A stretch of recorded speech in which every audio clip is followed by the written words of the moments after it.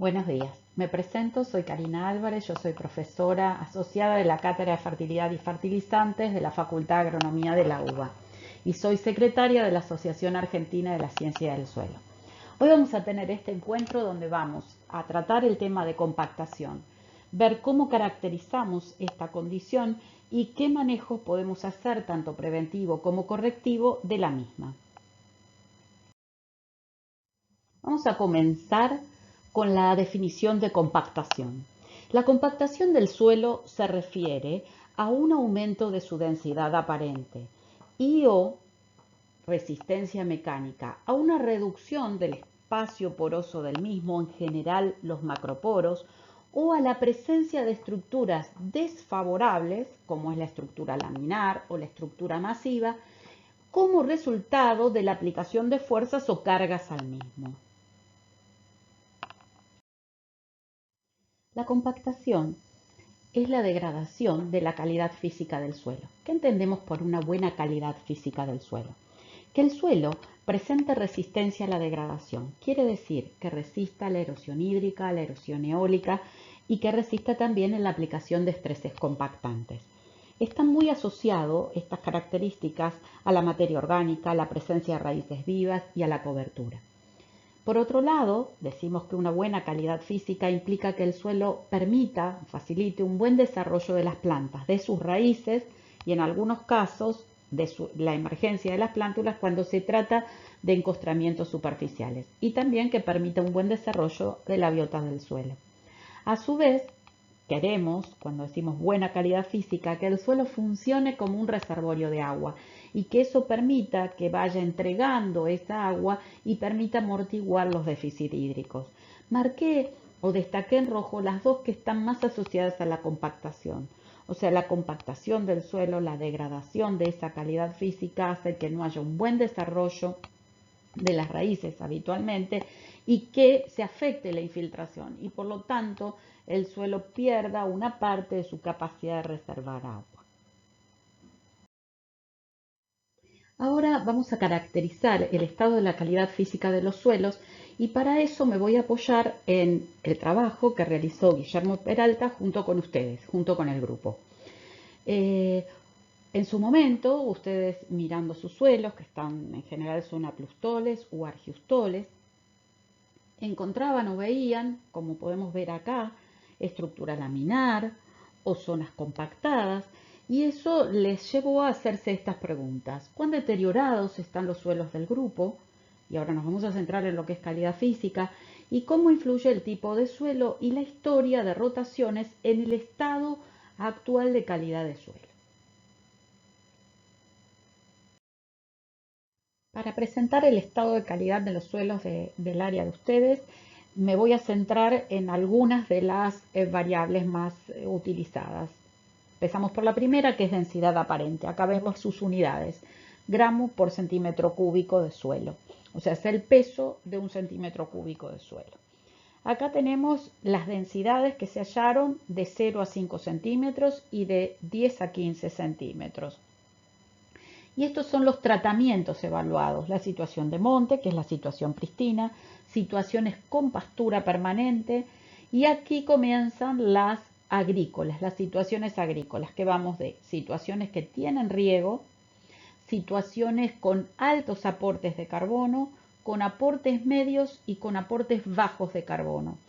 Este punto 6 es una rotación que involucra maíz y sorgo para picado, para silo. Entonces, acá vemos los valores de densidad aparente. Fíjense en que las dos situaciones que presentan mayor densidad son las de agricultura con riego y la de agricultura con bajo aporte de carbono, pero lo que es más importante acá es que tiene el picado de maíz y de sorgo. Y estas dos situaciones, que son las que se destacan por sus valores de densidad, son las situaciones de mayor tránsito. Lo mismo que vemos en superficie, vemos cuando analizamos la densidad aparente subsuperficial de 10 a 15 centímetros. De vuelta a esto. Esta línea que ven acá roja marca un valor de 1.4. 1.4 podría ser tomado como una densidad aparente que ya podría implicar en estos suelos que son de texturas franco-limosas algún tipo de problemática. Fíjense en que ninguno de los valores sobrepasa ese valor. De las medias sobrepasa ese valor. Después, cuando analizamos la capa de 10 a 15, sí encontramos que hay una media que sobrepasa ese valor en la situación de riego. El riego, y ahí voy a repetir, tiene más tránsito porque tiene más cultivos, pero aparte también suele tener un tránsito con más contenido hídrico en el suelo, o sea, con el suelo con menor capacidad portante. Vamos a seguir analizando esta variable densidad aparente. Y acá presentamos los datos de distinta manera, o sea, son los mismos lotes, pero están presentados, cada una de estas barritas es el valor individual de densidad aparente. Fíjense en los montes, en las situaciones de montes, acá tenemos que están alrededor de más o menos 1,05 como mucho, las pasturas, y acá comienzan todos los lotes agrícolas.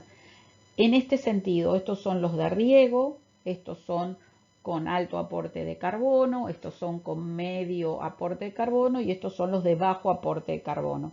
Y lo que quiero remarcar, el 16% de las situaciones agrícolas, solo el 16 sobrepasa el 1,35. Y no hay ninguna situación evaluada que sobrepase de 0 a 5 el 1,4 de densidad. Abajo, o sea, de 10 a 15, tenemos el 33% de los lotes que sobrepasa este 1,35 y el 23% solo de los lotes el 1,4.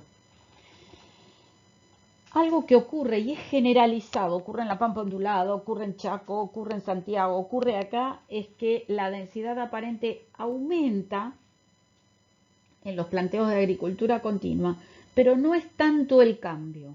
Pasamos de 1 a 1,3, ¿está bien? De 1 por el monte a 1,3 lotes agrícolas, ¿está? No es tan marcado el cambio de la densidad aparente. Ese es el incremento. Aumentar aumenta, pero el cambio, que sería este delta, no es tan importante. Ojo, porque la escala empieza en 0,8. O sea que estamos diciendo que pasamos de 1 a más o menos, si tomamos un promedio, 1,3. Seguimos con otra de las variables que se usa mucho para caracterizar la compactación, que es la resistencia mecánica medida con el penetrómetro de golpes. Esto, como verán, tiene una unidad que es de presión, porque lo que tratamos de simular con el penetrómetro de golpes es la presión que debe ejercer la raíz, o sea, trata de simular lo que la raíz siente, la presión que debe ejercer para poder ir avanzando dentro del suelo y explorarlo. Entonces, algo que es importante es que la resistencia mecánica depende mucho de la humedad. O sea, un suelo que está seco automáticamente tiene alta resistencia mecánica a la penetración, mientras que cuando está húmedo esa resistencia baja. Por lo tanto, es muy importante comparar situaciones siempre dentro de la misma humedad y es muy interesante poder expresar la resistencia mecánica en capacidad de campo, porque sería cuando tendríamos los menores valores de resistencia mecánica. Si en esta condición, que sería expresados en humedad a capacidad de campo, esos valores sobrepasan el límite de 2,5, 3, ahí ya podríamos o tendríamos que preocuparnos. Y acá tenemos los perfiles de resistencia a la penetración hasta los 30 centímetros. Esta, fíjense, es la condición de monte, son todas bajas y es baja en profundidad. Acá aparece la pastura, que está en una situación intermedia, pero marcadamente mayor. Fíjense en que los valores respecto del monte se triplican o más. Y acá están los agrícolas, que aún es mayor. Fíjense en las resistencias en los suelos agrícolas, son 4 veces mayores que en el monte. La densidad aparente, ¿se acuerdan que decíamos pasaba de 1 a 1,3? Acá no, acá pasamos de tener valores que están por debajo de 0,5 a tener valores que están por arriba de 2,5. Fíjense que tienen esta panza, hacen esta pancita, los valores de resistencia a la penetración, más o menos alrededor de los 10, 15 centímetros presentan los mayores valores. Es ahí donde como se produce esta acumulación del endurecimiento de los suelos en agricultura y en siembra directa. Esto también es general y es lo que observamos en todas las regiones. Entonces, de vuelta, algo que observamos en todos los suelos manejados en directa, y es que aumentan su resistencia a la penetración y mucho. Y muchas veces, aún en capacidad de campo, presentan valores por arriba del límite. Esto es muy importante, lo vuelvo a remarcar. Y siguiendo con este mismo parámetro, medido de 0 a 20 y presentando esta cuestión de las medidas individuales, vemos que el 66% de las determinaciones en los lotes agrícolas sobrepasa el límite de 2,5 megapascales. O sea, habría muchos lotes, el 66% tendrían problemas de restricción del crecimiento radical. De vuelta, típico en siembra directa, aumenta más la resistencia a la mecánica que la densidad aparente. Nuestros suelos en directa se endurecen. En inglés se dice soil hardening. Se endurecen. Más que aumentar mucho la densidad, lo que aumentan es mucho su resistencia mecánica. Se endurecen. Y vimos los cambios que vemos en la calidad física a medida que pasan los años de agricultura en directa. Ahora, la otra pregunta que yo muchas veces me decía es cuál es el efecto de la compactación por tránsito sobre el rendimiento. Y acá me apoyo en datos internacionales. Chapman y colaboradores en el 2011 muestran cuál sería el impacto sobre el rendimiento si uno compara el rendimiento, como vemos acá, sin tránsito y rendimiento con tránsito. Este es el incremento del rendimiento por no transitar para distintos cultivos, como ven acá. El número que dice corresponde a las situaciones evaluadas, y ahí tienen más o menos para que vean el rango de incremento de rendimiento por no transitar. Él compara situaciones con y sin tránsito. En el 2015, Chapman y colaboradores sacan otro review donde dicen que el impacto del tránsito es un 15% menos de rendimiento promedio, pero que el rango va desde menos 47 a más 22%. Y me pareció interesante dejar el valor de más 22%. Quiere decir que el tránsito me incrementa el rendimiento porque tiene que haber un contacto entre raíz y suelo. O sea, un suelo también extremadamente flojo tiene problemas para un buen enraizamiento y acceso a agua y nutrientes. Entonces, acá lo que nos permite ver esto es ponerle un valor a la compactación por tránsito. En promedio un 15%. Eso es lo que podríamos más o menos esperar. Después vamos a ver otros datos que también nos permiten orientarnos en ver el impacto. Bien, ahora ya pasamos a otra etapa. Ya nos vamos de la caracterización, de la compactación, de poder ver su impacto sobre el rendimiento apoyándonos en bibliografía externa, y vamos ahora al manejo de la compactación. O sea, vamos a la acción. Este es un modelo que nos permite entender dónde podemos intervenir para prevenir o corregir la compactación. Entonces, comenzamos con un suelo que tiene una calidad física inicial, un estado I de condición física, o sea, de resistencia a la penetración, de densidad aparente, de estructura, etc. Ese suelo es sometido a un estrés. Ese estrés que recibe, que lo vemos en la flecha roja, puede ser un estrés por tránsito de maquinaria, un estrés por laboreo, el famoso piso de arado, o, por ejemplo, por pisoteo animal. O sea, recibe una fuerza estresante. Lo recibe el suelo, y el suelo a su vez tiene distinta capacidad para resistir ese estrés. Entonces nos vamos acá abajo y vemos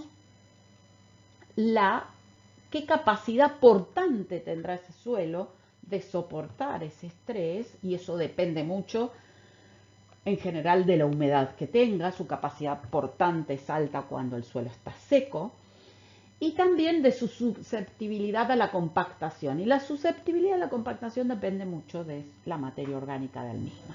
Entonces, hay un estrés que es aplicado al suelo, pero el suelo tiene una capacidad determinada de soportar, de resistir a ese estrés o ceder.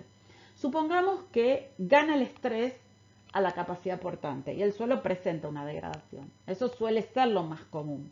Entonces, presenta una degradación, como vemos acá. Degradación.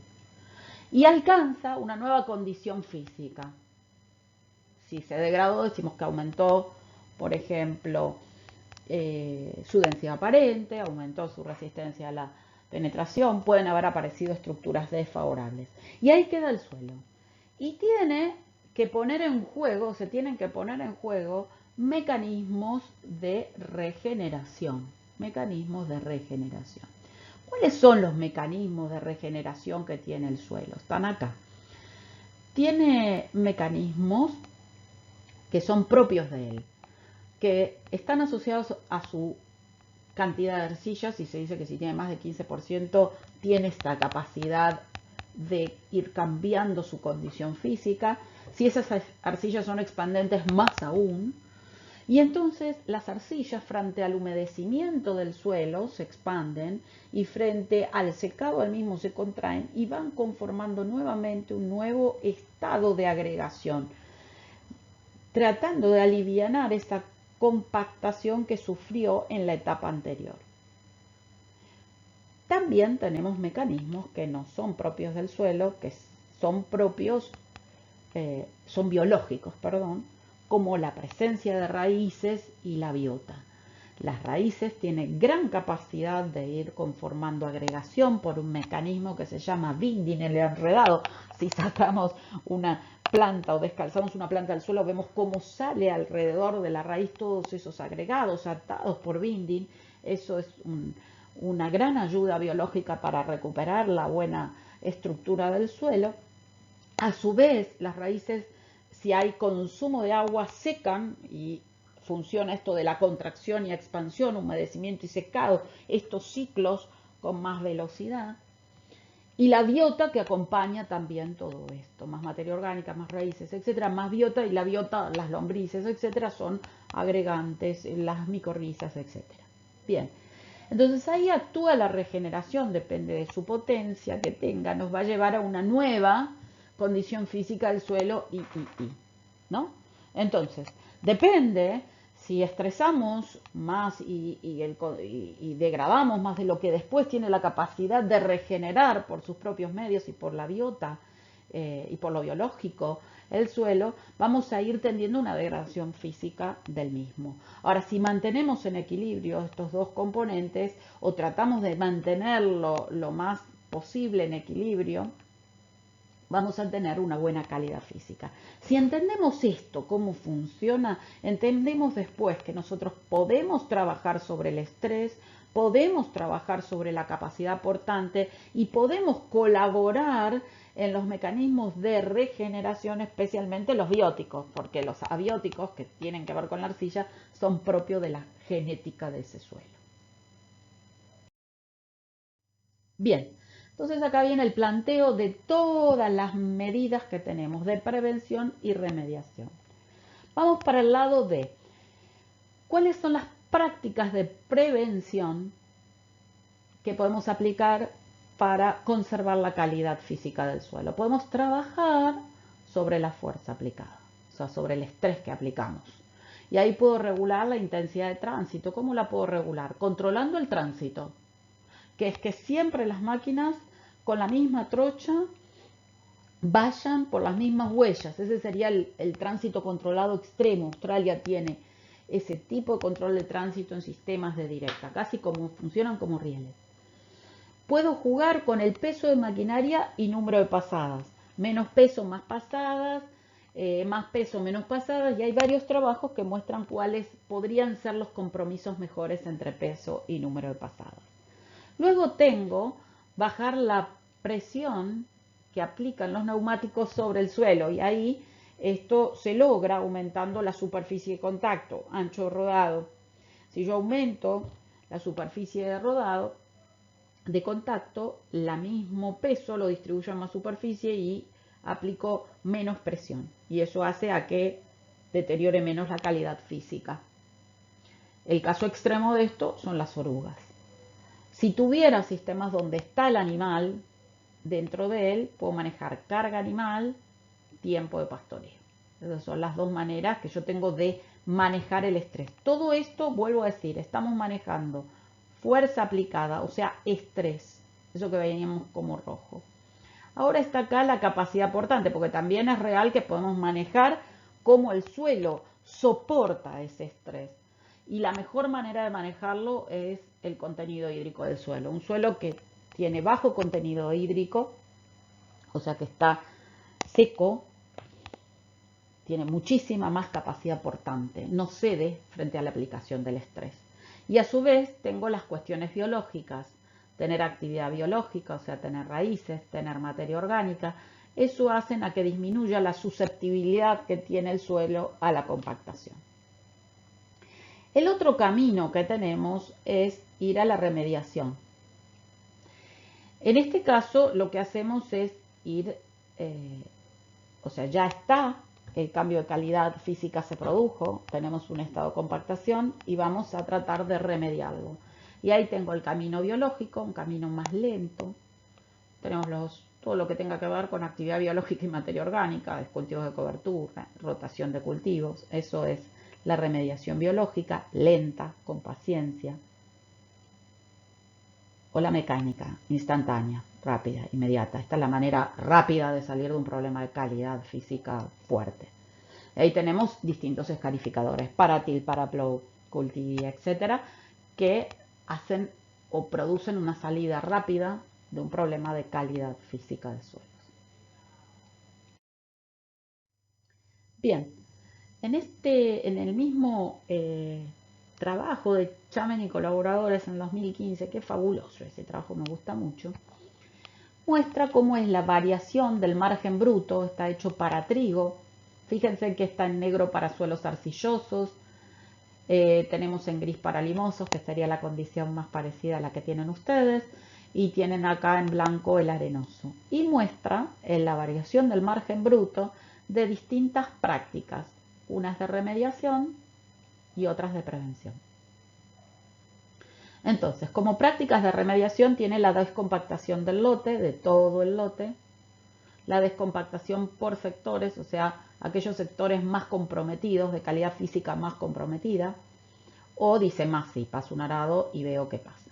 Fíjense en que los márgenes brutos, el margen bruto involucra el costo de la práctica y después cómo vuelve, digamos, el recupero del dinero a través del rendimiento. Y lo que me muestra es que o son negativas o son muy levemente positivas. Y acá me muestra el efecto de la prevención. Utilizar neumáticos que bajen la presión que aplican al suelo, usar tractor oruga o controlar estrictamente el tránsito. Y claramente lo que trata de demostrarme o lo que presenta es que la prevención produce un margen bruto positivo y que a la larga es mucho más conveniente prevenir que remediar. A su vez hace una recomendación con el tractor oruga que dice, ojo con el tractor oruga porque uno se entusiasma y a veces entra en condiciones que no debería hacerlo. Entonces, lo que me marca acá es, y hace un cálculo económico, demuestra que es mejor prevenir que remediar, que curar. Bueno, ahora vamos a ver algunos antecedentes que tenemos hechos acá en la Argentina que tienen que ver o con el manejo del estrés compactante o vamos a ver algunos trabajos que hablan de la capacidad portante, susceptibilidad y o resistencia. Vamos a comenzar con algunos que nos aportan datos acerca del manejo del estrés compactante. Bota y colaboradores presentan en el año 2007 esquemas del control de tránsito cosecha. O sea, ellos dicen es muy difícil pensar como en Australia que vamos a poder controlar todas las trochas de todas las máquinas, pero vamos a ordenar la operación de cosecha, que es la operación tal vez que aplica mayor estrés y que se aplica muchas veces con baja capacidad portante del suelo. Entonces plantea un primer esquema, que es este tratamiento 1, que es como se hacen las cosas en general, que es que circulan por el lote, la cosechadora obviamente, pero también el carrito tolva, y va alcanzando la cosechadora y transportando la carga. Plantea, y me voy a centrar acá en el tratamiento 3, el 2, después se los voy a mostrar cómo lo llevamos nosotros a la práctica, que no fue para nada así, sino distinto, que es cuando los lotes son grandes y cuando los rendimientos son altos, y después vamos a ver cómo nosotros lo llevamos a la práctica. Pero les quiero mostrar estos dos extremos, el 1 y el 3. El 3 es descargas en cabecera, o sea, el carro tolva no entra al lote, sino que la máquina llega a cabecera y descarga. Entonces acá tenemos para cada tratamiento 1 y 3, les muestro ahora, nos centramos en esto, las distintas intensidades de tránsito, el consumo de combustible, o sea, nosotros cuando controlamos el tránsito baja la intensidad dentro del lote, baja el consumo de combustible, pero obviamente perdemos capacidad operativa, perdemos la cantidad de hectáreas que podemos hacer en una hora. Él hace este trabajo durante 3 años, lo hace para maíz y lo hace para soja, o sea, ve el impacto sobre el rendimiento de soja y de maíz. Acá les presento en el primer gráfico el rendimiento de soja, el impacto sobre la soja. Vemos que el tratamiento 1, de vuelta, les pido concentrémonos en el tratamiento 1, que es el tránsito ordinario común, promedio de 3 años. Esa soja transitada en cosecha aleatoriamente rinde 2.557 kilos. Mientras que ordenando el tránsito, descargando en cabecera 3.407. O sea, rinde un 25% menos con tránsito desordenado. Es enorme el valor. Es hasta, yo les diría, lo pongo en tela de juicio y sospechoso, pero bueno, nos da una primera aproximación de decir, y bueno, ¿por qué no plantearnos esto de ordenar el tránsito? Segundo, lo vemos acá para el maíz, 7.733, en esta condición de tránsito sin ordenar, media de 3 años, 10.500, media de 3 años con el tránsito con descarga de la cosechadora en cabecera. De vuelta, 26% de diferencia de rendimiento, un montón.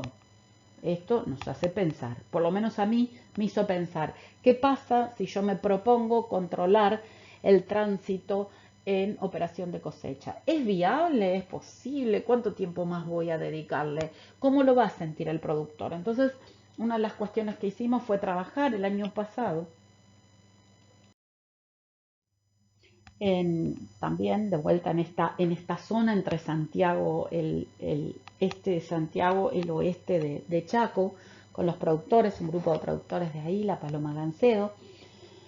Y lo que hicimos fue realizar los monitoreos en cosecha, ordenamos la cosecha, viajaron un montón viajaron para allá estudiantes para hacer esta tarea primero de control, ordenamiento y tomar impresiones de esa cosecha. Se hizo en 5 lotes, en 3 campos. Entonces controlamos el tránsito de cosecha, como se trataba de maíz. De vuelta, el cultivo elegido fue maíz. Vamos a poner después en tela de juicio todo esto. Fue maíz. Ese maíz rindió entre 6.000 y 8.000 kilos, depende del campo. Y eso, acá podemos ver una foto, tienen lotes muy grandes y ya generó un problema porque la cosechadora obviamente no llegaba con su capacidad de tolva a descargar en cabecera. Entonces hubo que generar, y por eso les decía, les quiero mostrar acá esta calle de descarga intermedia, o sea, es como que sectorizamos o conformamos un lote, se dividió en dos para poder descargar en la cabecera original real y en esta calle intermedia de descarga. Y acá vemos una tirada larga, que es la que no tuvo, digamos, el control de cosecha. Acá se pueden ver unas huellitas que son las del carrito tolva. Este fue el esquema que se planteó y se ordenó. Teníamos 2 de los productores dueños de la maquinaria de cosecha y uno no. Les voy a ir diciendo así cosas para ir viendo qué pasó. Estos fueron los tiempos operativos, los minutos por hectárea que tardaban las cosechadoras sin control en rojo y con control en verde. Y ahí son los distintos situaciones evaluadas, distintos campos y lotes. Y como para que tengan una idea, los tiempos operativos netos fueron en promedio casi un 20% superiores cuando la cosecha se realizó con control de tránsito. O sea que fuimos de, perdón por ser tan exactos, 9,38 minutos versus 11,55 minutos por hectárea. Lo que decían ellos es menos de lo que nosotros pensábamos la demora que produce. Eso fue una primera cuestión. También los chicos controlaron la presión de neumáticos, viendo si eran los que correspondía al neumático, las características del neumático. Y la presión era correcta y todos los operarios dijeron que se controlaba y respetaba la presión del neumático, porque de vuelta, del trabajo de botas y colaboradores teníamos esta cuestión que muchas veces hay un sobreinflado de los neumáticos. Y bueno, acá se corroboró que era una variable, que esa variable no tiene costo, que estaba controlada y los neumáticos estaban trabajando con la presión que correspondía y eso implicaba que aplicaban la presión que correspondía al suelo. Si estuvieran sobreinflados, se reduce la superficie de contacto y aumentaría la presión que ejerce. Era correcta. Sigo avanzando. Se contaron el número de huellas en 50 metros lineales. Entonces ahí tenemos, sin control de tránsito, las huellas estaban alrededor de 20 y con control de tránsito estaban alrededor de 13,5. O sea, esa es, no, de acá se puede inferir cuánta superficie hay más transitada en la situación sin control respecto de la con control. A su vez, otra cosa que se monitoreó en el momento de la cosecha era la humedad de 0 a 20. Fíjense en promedio, acá vemos, fue de 21,8% con un mínimo de 18, un máximo de 27,7, un lote solo estaba con una humedad casi próxima a capacidad de campo, pero si no, la verdad es que la humedad el suelo tenía muy buena capacidad portante. O sea, la capacidad portante era buena en la cosecha. Que eso es bastante típico con maíz, uno lo puede manejar. Ahí tiramos otra variable. Aplicamos un sistema de control de tránsito y la verdad que la capacidad portante del suelo era buena en el momento de la cosecha. Luego les voy a presentar hasta donde llegamos ahora con el análisis de los datos. O sea, nosotros regresamos en diciembre, antes de la siembra del cultivo siguiente, o sea, los tesistas, y ahora sí ya nosotros, y fue Guille Peralta también, fuimos a ver cómo estaba ese suelo ahora que iba a procederse a la siembra. Y esto es lo que les voy a mostrar, nada más son las variables de densidad, de tasa de infiltración, y les voy a mostrar también resistencia a la penetración, pero en huella y no huella. O sea, para que vean el impacto de la huella. ¿Está bien? No les estoy mostrando control y sin control, sino el impacto de la huella. Cuánto cambian las variables en la huella. La densidad aparente la medimos de 0 a 5 y la verdad es que si bien aumentó un poquito, no fue significativamente estadístico ese aumento de la densidad en la huella, típico, porque la densidad vieron que tampoco cambiaba tanto con los años agrícolas, le cuesta cambiar. La tasa de infiltración cambió mucho entre no huella y huella y ahí tenemos la significancia estadística. Fue significativa al 10%, o sea, eso es una significancia estadística moderada. Cambió fue la resistencia mecánica. Esa fue la que más cambió. Y acá vemos el gráfico de resistencia mecánica de hasta 30 centímetros. De vuelta presentado lo mismo, megapascales y la profundidad. En oscurito tienen en la no huella y la de gris clarito es en la huella. Los asteriscos me muestran dónde fue el cambio significativo. Acá sí fue estadísticamente significativo al 5% y ahí ven el incremento que se produjo. ¿Está? Cuando medimos, y esto está bueno por eso ver la humedad en el momento de la medición, estaban los valores por arriba del 30%. Veníamos de una lluvia terrible, que es más, nos costó poder después al otro día, tuvimos que esperar la condición para poder muestrear, o sea que teníamos una excelente condición de humedad. Con lo cual está buenísimo para mirar la resistencia mecánica, porque quiere decir que es en una excelente condición de humedad. Y ahí vemos que solo se alcanzan, pero se alcanzan valores por arriba, perdón, de 2, en las profundidades de 20 en adelante. De vuelta nos llama esto la atención, ¿no? Que tienen alta resistencia mecánica, aún con alta humedad, pero como vemos acá el problema está apareciendo más abajo, de los 20 centímetros en adelante. Bien, y acá les tiro estas 3 preguntas que después las vamos a usar para cuando estemos compartiendo, digamos, en vivo esto. Vamos a llamarlo desayuno si es a la mañana. Entonces, ¿les parece efectivo controlar el tránsito de la cosecha? ¿En qué cultivo o condición de cosecha les parece que tendrá más impacto el control? ¿Lo ven viable en su sistema de producción? Después vamos a discutir dónde, de los 3 campos que vimos, dónde van a seguir y dónde no, y cómo van a seguir a partir de las impresiones que tuvieron. Pero me gustaría que les parezca, ¿fue efectivo tanto esto? ¿Les parece efectivo? ¿En qué cultivo o condición de cosecha les parece que tiene más impacto este control? ¿Lo ven viable para ustedes en su sistema de producción? Pin, lo dejamos picando. Yo, después de todo el esfuerzo que se hizo, tengo una impresión. Siguiente. Trabajar sobre la capacidad portante o susceptibilidad y o resistencia. Ahí, trabajar en el suelo. La resistencia del suelo a la compactación depende mucho de el carbono orgánico. Más materia orgánica, menos inestabilidad estructural, o sea, resiste más el estrés. Más carbono orgánico, más materia orgánica sería menos densidad aparente. Más carbono orgánico, menos susceptibilidad a la compactación. Más raíces vivas, ya ahora no solo pensar en el componente orgánico en sí, sino en esto, que es raíces vivas, menos estructuras desfavorables. Piensen que nuestros suelos son suelos criados con raíces vivas todo el año. Sacarle las raíces 6 meses tiene un costo muy importante. Acá les muestro aportes de residuos de distintos cultivos: maíz, trigo, soja de primera, el trigo soja de segunda. Esto hay sistemas que lo permiten, otros no, ustedes es muy difícil.